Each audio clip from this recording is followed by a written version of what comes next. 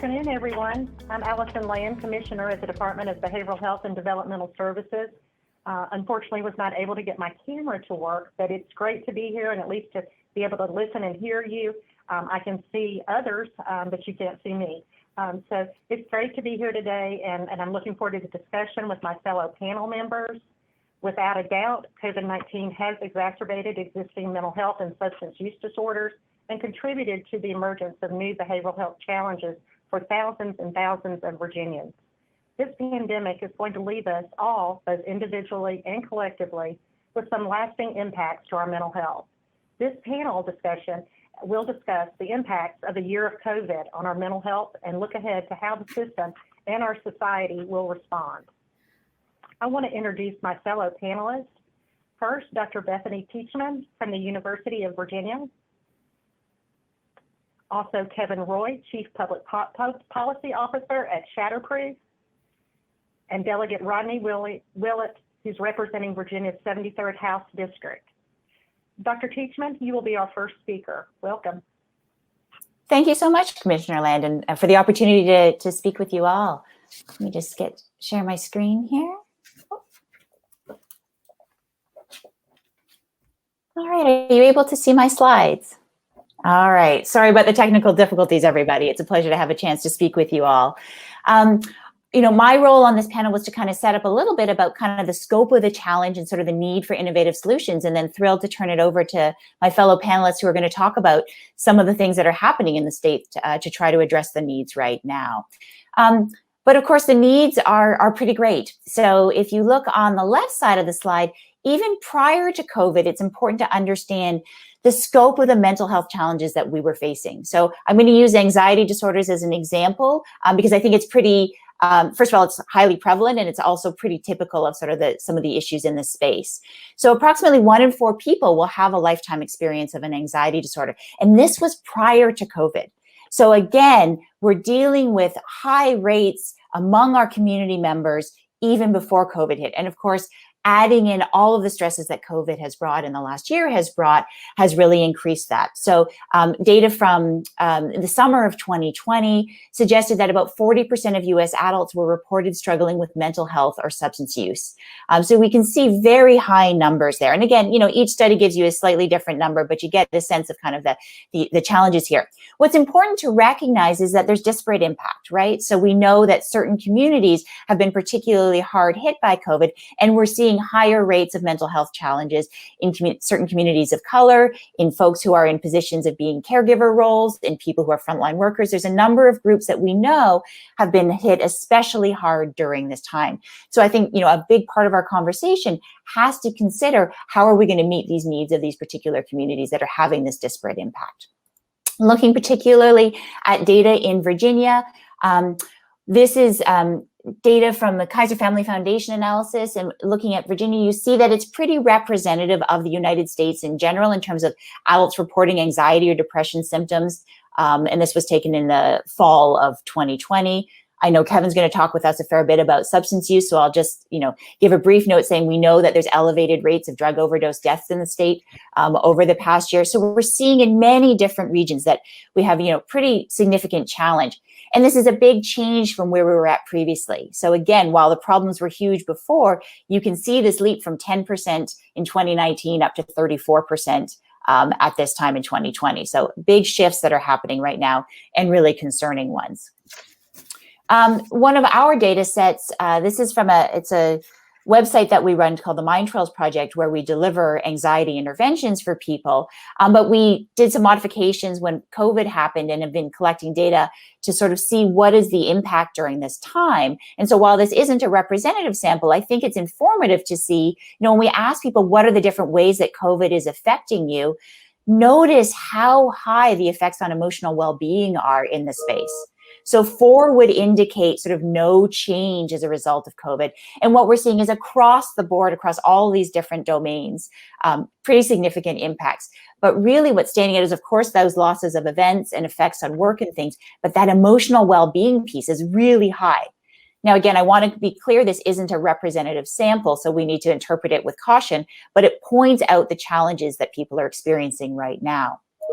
We can look at Another data set of ours, this is again an international data set, but we pulled out just the sample we have, and we have over 1 million people who've completed, some of our tasks across different countries.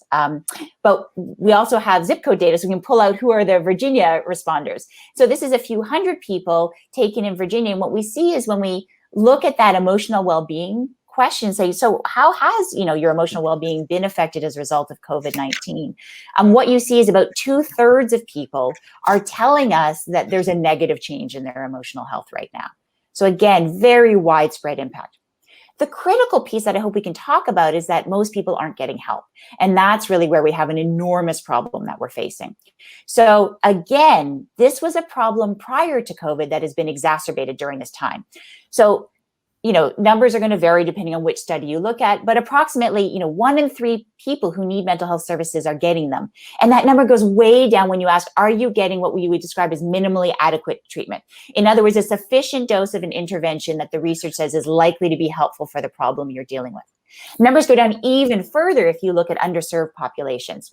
So for example, racial and ethnic minoritized populations, you're going to see even lower numbers of people getting services. Not only that, but we know that people are not getting services quickly in a lot of cases. So again, I'm using anxiety disorders as sort of an example to illustrate the challenges in this space. But social anxiety, for example, on average, people are waiting like 15 to 20 years before they're getting help. These data I just cited are all prior to COVID. When we look at what COVID has done, World Health Organization did a survey last year of 130 countries. The COVID-19 pandemic has disrupted or halted critical mental health services in 93% of countries worldwide, all while this demand for mental health is increasing. So again, we're dealing with a serious gap right here. Lots of ways to look at this. I'm just going to cite briefly some data from Mental Health America that looked at access to mental health care, a 2020 evaluation that they did that sort of ranked states based on a lot of features. Virginia's having some challenges in the space. Virginia ranked 39th among states. That's, concerning. Again, we can talk about ways things are going well, ways there are challenges in this space, but across the board, we know that we need to increase access to services. The gap is such that we're not going to solve this by simply doing sort of more of the same and focusing on one-on-one in-person kinds of services. That's a huge part of what we need to do, but it can't be the only thing that we're doing because the gap is too large and we'll never meet the existing needs. And so I want to take my last couple of minutes just to highlight why I think it's really important that we think about really innovative solutions in terms of delivering models of care, of increasing access to care so that we can change this narrative and reduce that gap that is really very alarming at this point. There's a bunch of approaches that I think are needed. I'm going to highlight one in particular, which is digital mental health. It is by no means the only solution in this space, and it comes with its own set of challenges. But we do have now a really growing body of research that points that there's large effects for evidence-based digital mental health approaches. And I'm not just talking about sort of doing telehealth, which many of us do now, where we're delivering therapy over Zoom or whatever it happens to be. I'm also thinking about digital interventions that don't require a trained therapist in order to provide care, because that can be scaled in ways that we can't scale the one-on-one in-person care. And we see that with evidence-based approaches, and we often see results that are similar to in-person therapy. That said, we have significant challenges that need to be addressed in this space. One is engagement. We know in this space that many people will start these interventions but not stick with them, and that's a huge problem. We know that we have to increase reach and engagement in those ways. We also know that our communities don't know how to navigate this space, right? There's very little guidance because when you go to a provider, the provider is going to say, hey, here's something that I think would be helpful for you. But when you go to look at a mental health app, there's thousands in this space, and the large majority have no evaluation done on them to know what effects they're having. We need programs like cyberguide.org, which does expert reviews and evaluations of mental health programs. It's a good start, but it's doing a fraction of what's out there. So we need to help people know how to navigate this space so that they can access the services that are likely to be effective. And I think there's reasons that this can be have a major impact. I'm just going to say very briefly one example. We run a project called the Mind Trails Project, which is a public website where we deliver digital interventions to reduce anxious thinking. And we've been able to adapt that to some of the needs at this time. And again, happy to talk in more detail during the Q&A about this, but I just picked one slide to show you. This is this has been delivered in over 60 countries at this point to thousands of people. I just picked a slide that is about 600 people sample that specifically was recruited during the time of COVID and had some special, adaptations to their training.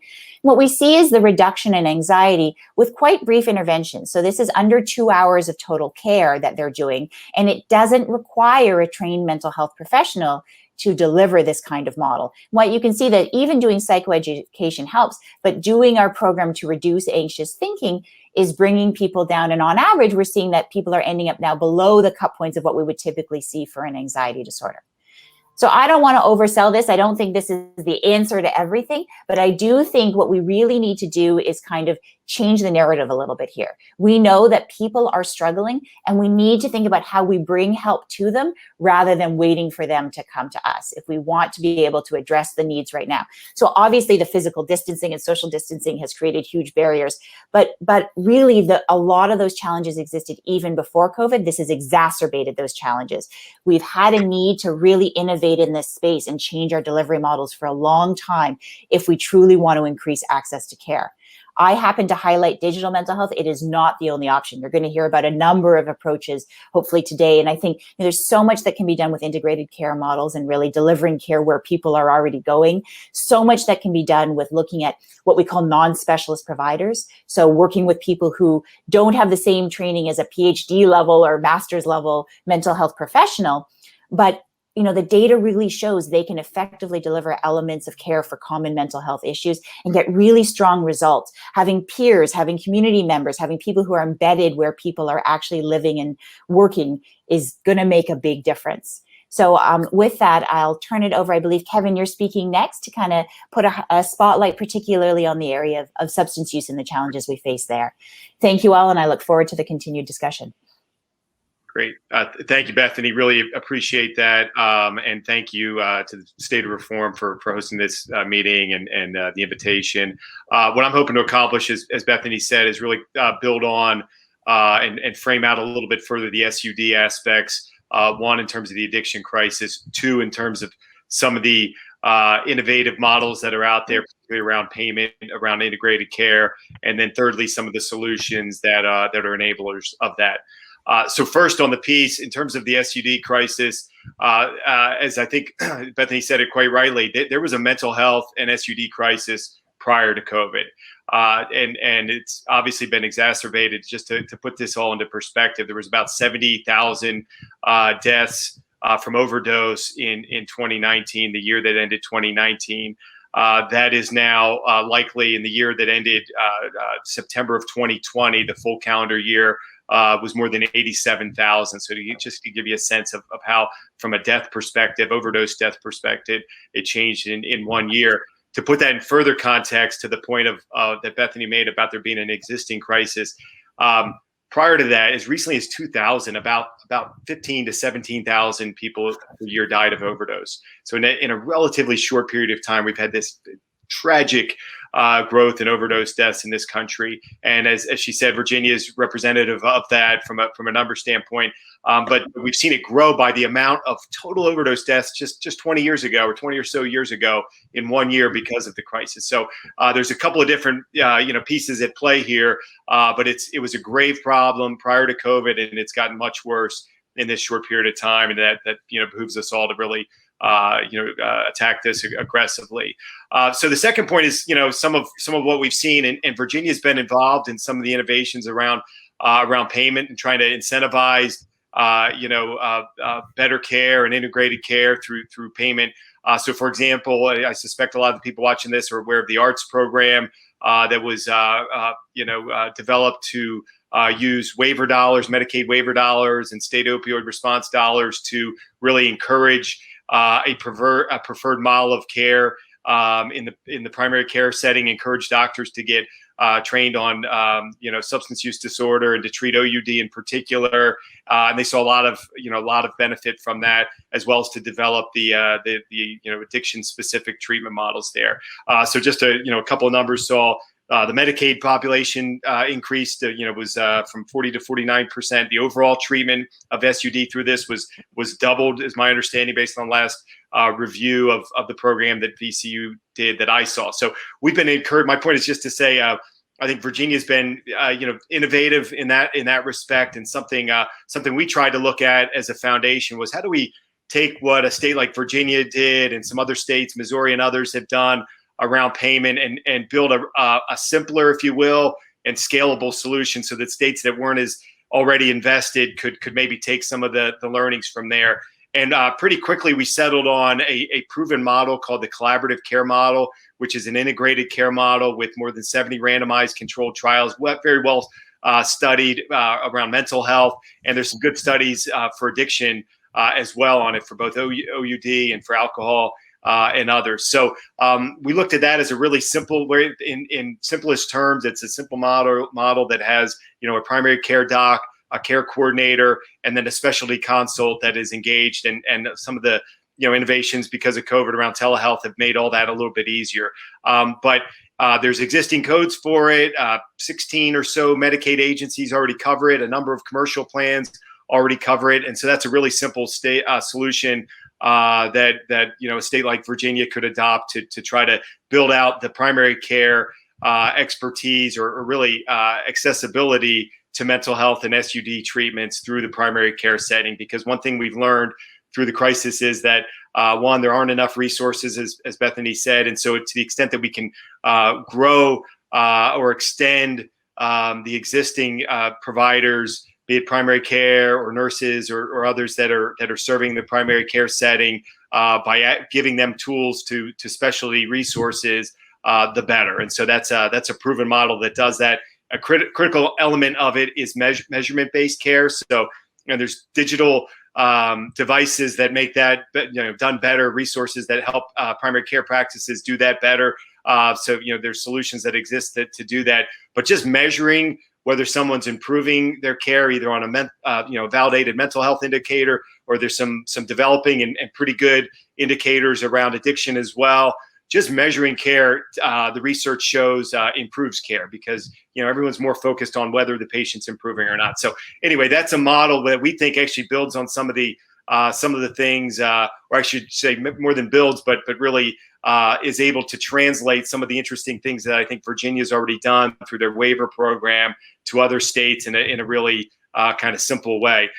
So thirdly, other solutions. So how do states adopt some of these integrated care things? So first of all, if your state Medicaid agency isn't covering those codes, they can do so. If your commercial plans in the state are not covering the codes, they can do so. That's very simple. They can also engage their provider networks, and we know of a few states that are doing this, where they're a health system or a provider network are piloting this. They partner with their payers and they just figure it out. They've got to train their practices to do this. And so that's one way. And certainly the state agencies, be it Medicaid and behavioral health, can be key parties to that. So that's one simple solution. Secondly, and to Bethany's point about quality, we're involved with a program that Shatterproof has developed with some of the leading experts in the field around treatment quality. So I was talking about the primary care setting to this point. In the specialty setting, we really need access or visibility on what treatment quality looks like. And so we've piloted a program in 6 states. Virginia's not one of them yet, but we're expanding to other states, that looks at all of the licensed addiction treatment providers in the state. And we do have resources about whether those providers also provide mental health help and such. But anyway, looks at all the treatment providers in the states and helps consumers and the payers and the providers themselves learn from each other and learn whether they're following the evidence-based practices in the field. And so a solution like that, and Bethany alluded to that as well, I think is really, really critical for all states. So I've touched on a couple of items very quickly, but I mean, again, it's an existing problem that's been exacerbated by COVID. There are proven solutions with significant research that I think states and plans can implement. And thirdly, we got to be thinking about quality while we're doing it, and that goes to implementing evidence-based solutions. So thanks again for this panel, and look forward to hearing the other panelists. Thanks, Kevin.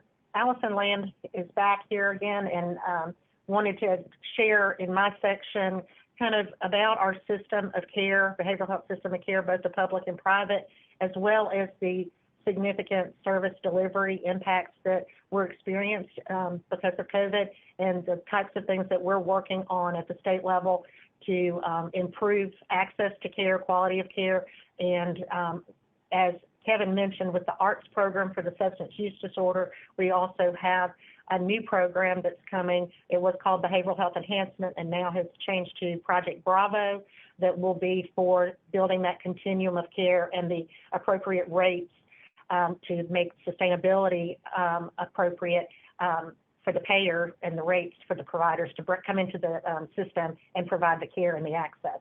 So what I wanted to make sure everybody understood from Virginia's perspective, the behavioral health system is actually made up of 12 mental health facilities that are run by the state agency, DBHDS, as well as 40 locally run community services boards, or CSBs is how we name them, and then over 1,000, close to 1,100 private treatment providers who are licensed by DBHDS. So that's kind of what we're working with currently. As Bethany and Kevin detailed, the Virginians are now more at risk than ever for depression, anxiety, and substance misuse, and we're anticipating that this COVID-19 crisis is going to have ongoing impacts even after any kind of emergency orders are released across the entire behavioral health and developmental disability systems in Virginia.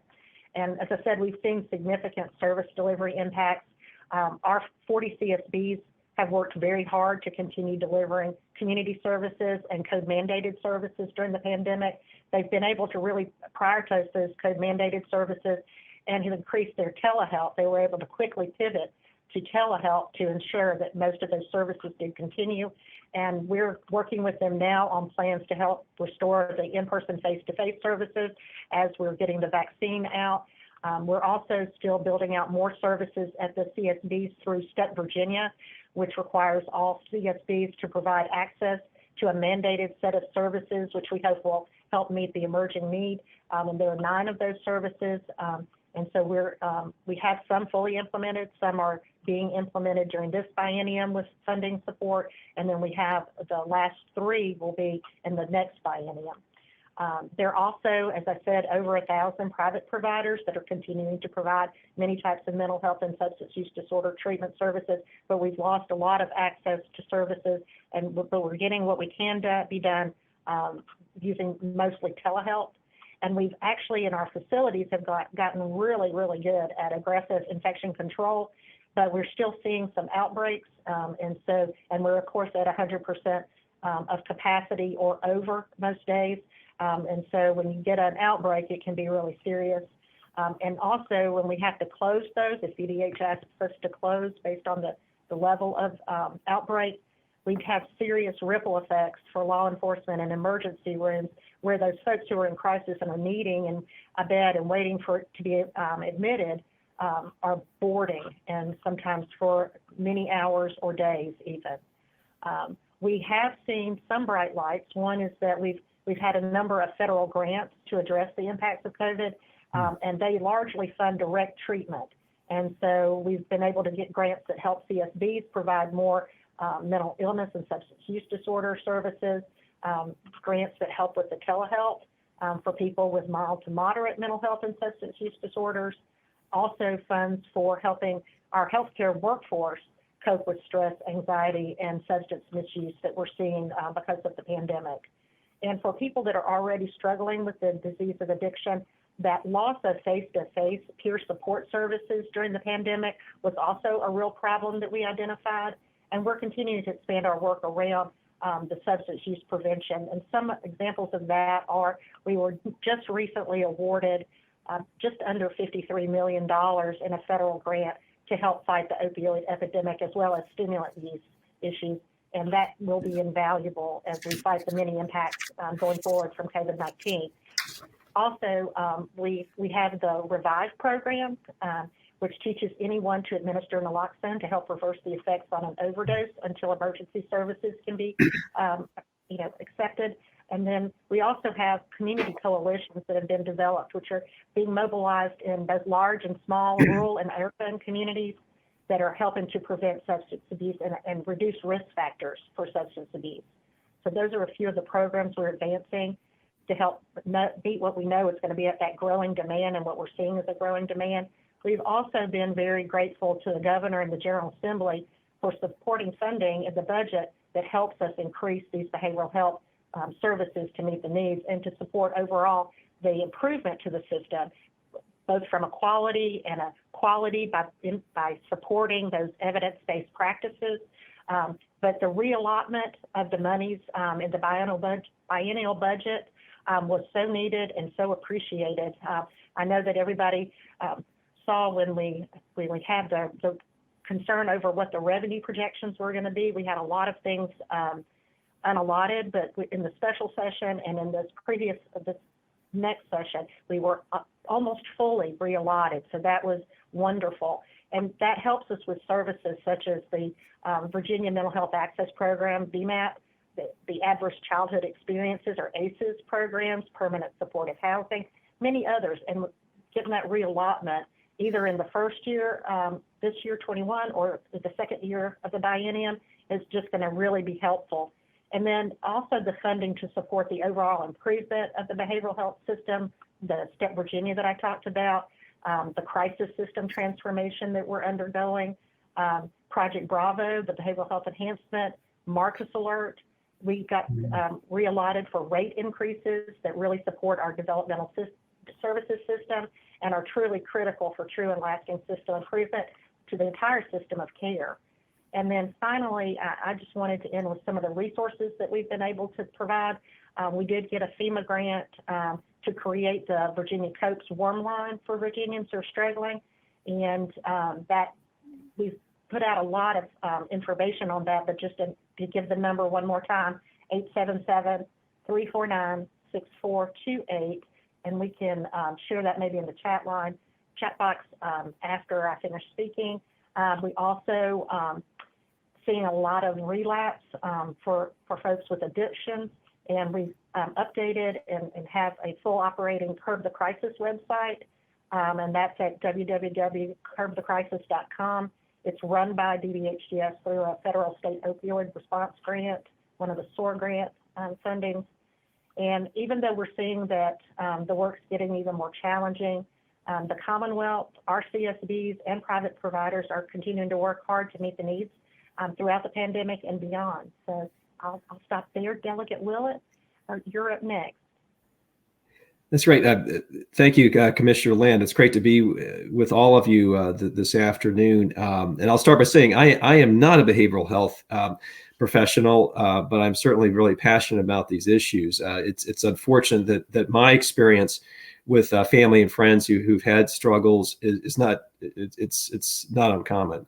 And it's certainly one of the things I actually ran on and when I was first elected in 2019, was I was seeing some of these issues that were unaddressed, and I thought we needed to put more attention on it.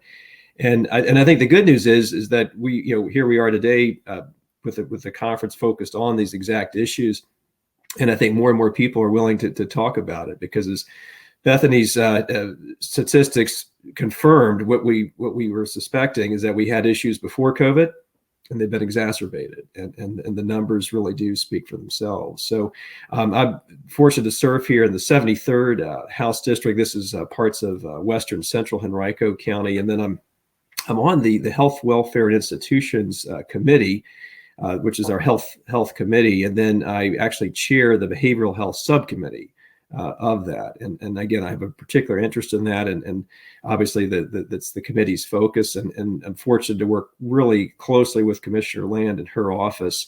We are so fortunate to have Allison in that role. She brings just incredible experience to the office. It's a role not without challenge, and she really has stepped up and done an amazing job there. I thought to mention just a couple of things in terms of what the state is doing, and we're going to get to some questions, although I know there's definitely a question out there about exactly what the state's been doing. I think you heard a lot from Commissioner Land on that in terms of the state response. money's important, no question about it. And pre-COVID, this was a huge priority in terms of increasing the spend in the behavioral health area. As Allison said, yeah, COVID definitely hit that. We had to unallocate, as we say, unallot some of those dollars, but slowly but surely, we're putting them back. And I think that's because of the priority that it is. Certainly, folks like myself prioritize it. It doesn't hurt to have the chair of the HWI committee, Mark Sickles, is also the vice chair of the Appropriations Committee. And I can, not to speak for the chairman, but he shares the passion. He shares the interest in these issues. And so I think that does help in terms of putting a spotlight on it. I'll mention a couple other areas of support. Commissioner Land mentioned VMAP, and just a little more detail on VMAP. It's been an incredibly successful program. This is essentially helping pediatricians to be more frontline mental health support resources. They're not going to become psychologists, psychiatrists, or counselors overnight with this, but it does give them a way to do more on the front lines. Because I've talked to a lot of pediatricians. I've actually met with a number of pediatrician groups. My own, still got one kid who goes to a pediatrician. 80% of the patients this pediatrician is seeing are coming in with some level of mental health issue right now. I think that number was fairly high before COVID. It's certainly worse right now. And so these are striking numbers. So VMAP, what that's doing is giving training and then online/phone support to the pediatrician, so they can try to help as much as they can. And in some cases, they can help. I think there are a lot of things that can be done through pediatricians, and if nothing else, they can say, you need something that I can't provide, and they can try to get them to a specialist with that additional help. Of course, as several folks have said today, we need to get more mental health professionals out there to provide those services. Schools are absolutely frontline in these issues. And yes, we're getting folks back in school, getting the kids back in school now. And I've talked to so many parents, so many teachers, so many counselors, so many school administrators who are so concerned about the impact of COVID on the kids. And unfortunately, again, the numbers are showing that a lot of kids have really suffered during this. So one improvement we've made, and this is not going to solve all of these issues, but it's one improvement, and that is to improve the school counselor ratio. That was something I'd focused on pre-COVID. We thought we had the money for it. We lost it, but we've got it back. And so schools are getting some additional funding to hire more counselors. Again, it's tough. You can imagine being a counselor and being responsible for, let's say, 500 kids. How in the world are you going to help all those kids? But just trying to improve that ratio, because again, these kids spend a lot of time in the schools now. They'll be back in person, and these counselors see a lot of things, and so hopefully they can get some help to them. A couple other things I'll mention just in terms of what we're going to do through the subcommittee, the Behavioral Health Subcommittee. Again, working with Commissioner Land, we are setting up a series of meetings this summer that will look at essentially the psychiatric bed shortage in Virginia. Again, just to Commissioner's point, they're at capacity or over capacity in some cases, and her office has got some great ideas in terms of addressing. They are trying to address it already, but I think we're going to put more of a focus on it and get stakeholder input on this. But just trying to help alleviate those issues, because it affects the whole system when you don't have those available beds. Last couple things I'll mention. There's some other work groups out there through the General Assembly that are looking at behavioral health related issues here, and there's a work group related to reimbursement rates. That's a critical issue for us. We've got to take care of the providers, and reimbursement rates are obviously the key part to that. And then something I'm also really, really focused on, that's recruitment and retention of the providers. There's so much burnout you hear about in healthcare. So again, these are folks who we may have had some trouble keeping on before COVID. COVID, of course, has made things worse, and we've got to hold on to our people, and then also encourage more people to go into the profession. So I'm part of what's called the Virginia Health Workforce Development Authority. Our charge is to support the growth and then the retention of healthcare workers at all levels. So it could be nurses, doctors, and everyone in between. And certainly the mental health professionals are part of that. So there are federal dollars that go to that to help people get into schools, stay in schools, and then obviously the retention part has multiple aspects. But that's a big focus of the state right now. I don't know any part of the state that has adequate level of health professionals, mental health professionals in particular. So definitely a concern, definitely something we want to look at. I'm going to pause there because I know we're going to run out of time, and there are some questions, so I will defer back to the group. But again, it's been a real pleasure to be with all of you today. Thank you. Thank you, Delegate Willett. We'll be able to take some questions now. Let me look in the... So I'm seeing a question. In the budget bill this session, was there a push to fund behavioral health and substance use disorder programs? I'll answer that as yes from my perspective. I know a lot of what we were doing in the special session last summer and this past session was to get reallotted, because the previous year, 2020, was just unprecedented in the amount of funding for behavioral health. We saw, I mean, it was wonderful to see. And then, of course, the pandemic hit and we were unallotted a large amount of that. And so we've been working with the General Assembly and the administration on getting those funds reallotted. And we were pretty successful, I'll say. Delegate Willett, would you agree? No, absolutely. And Commissioner is right. 2020 was looking so good on that budget. I was so excited about that budget, and then what happened. But but again, slowly but surely, we're going to get those dollars back. And I really do think, and this is a bipartisan concern. That yes, we do have new leadership, and new leadership certainly prioritizes behavioral health. But there's bipartisan support for these needs. I know in my behavioral health committee, it's a split of Republicans and Democrats, and everyone on that subcommittee is absolutely passionate on these issues, absolutely recognizes the unmet needs right now. So I think as much as we can from that subcommittee influence things, we're going to do that. But I think also with the money committees, there's a lot of understanding for that. And again, for those of folks attending today, it absolutely does make a difference when you reach out to your delegates and your senators. So please do, and please continue to communicate that need.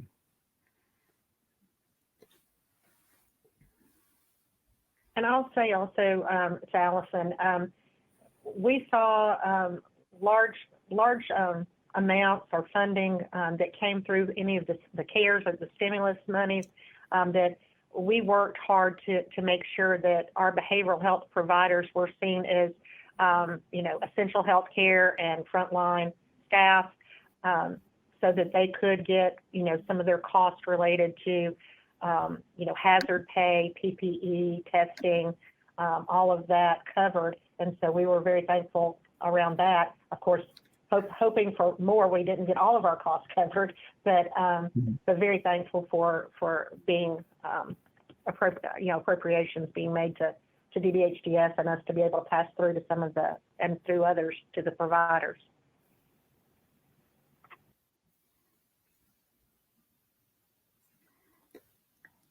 I saw Jessica's. Oh, go ahead.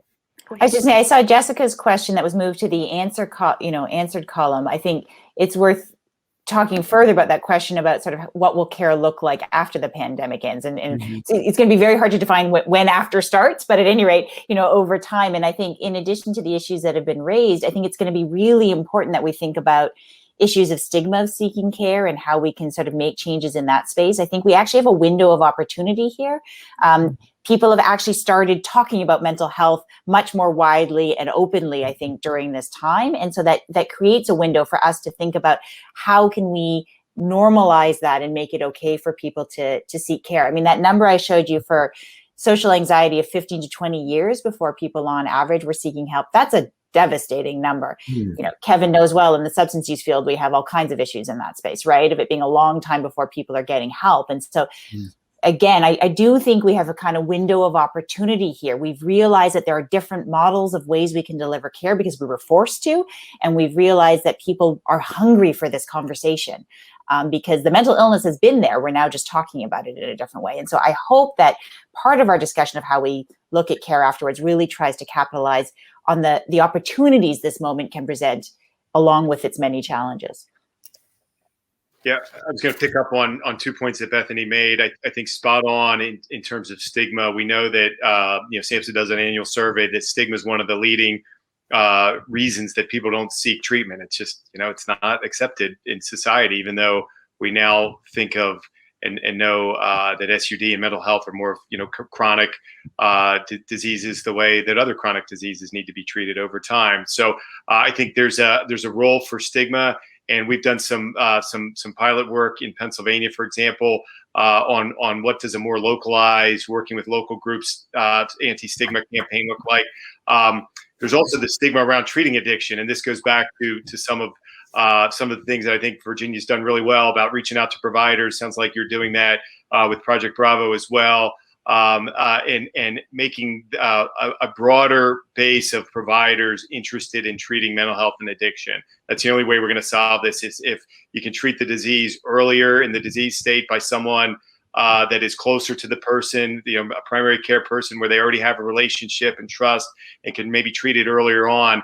And the only way you can do that is if the integrated models are there to support that practitioner, so they don't feel like we did a survey with the Medical Society of Massachusetts, and the physicians in that survey told us they didn't feel like they knew enough to really treat these difficult populations. And so there's a very important role for the payers, for the state agencies in behavioral health and SUD to make sure that those providers have that kind of support where they feel empowered to treat the patients that are coming to them, whether they like it or not, impacted by mental health and SUD.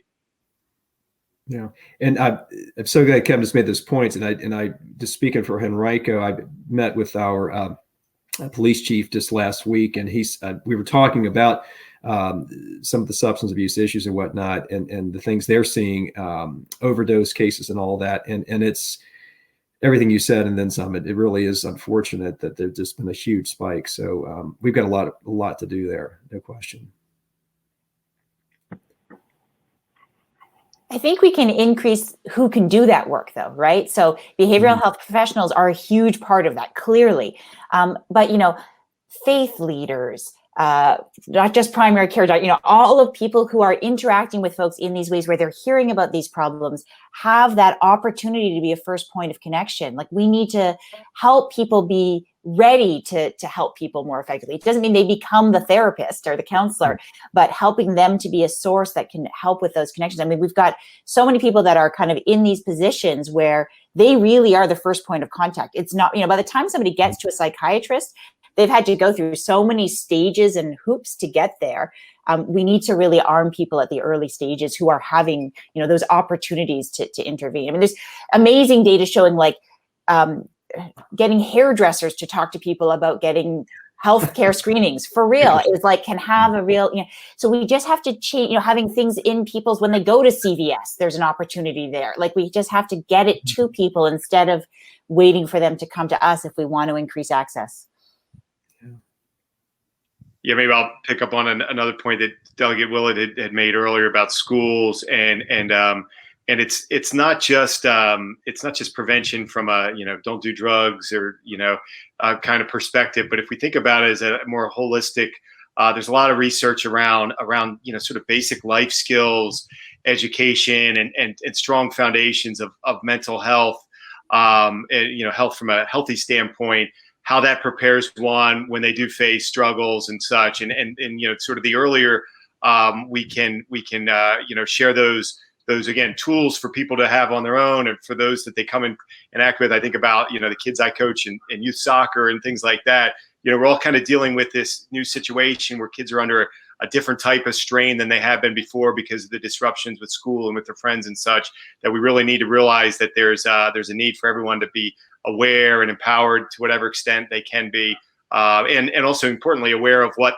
the professional resources are that are out there that are often needed as well. Final data point though, that popped in my head about prevention is, the research about prevention is very good. SAMHSA did a review of an ROI study of prevention dollars, and it was like 16-1 or something. I mean, so I think we rightly, and certainly our foundation's been looking at how do we solve the crisis we're in right now and stop people from dying and get them into treatment. But we also need to look at the strategic picture of prevention works. How do we make sure we're not taking our eye off the, kind of the long-term ball as we're dealing with the immediate term crisis? I think that's going to be a really important part of this. Cool. I think there's also, Allison, again, a lot of what we see is some work that needs to be done on what's being called the social determinants of health. You know, how it 100%. impacts, the food insecurity, just those very basics that need to be covered for people to be able to concentrate on their behavioral health or their substance use issues and be successful, in recovery. So I'm hopeful that we'll see more and more work being done in that space. I also think that we are not using the peer recovery specialists as much as we should be using. That's also another great way to really impact folks going into recovery, because sometimes they're just not ready, and that can really make the difference in them actually accepting the help that they need. So I hope we get to see more of that activity as well. Absolutely. Yeah.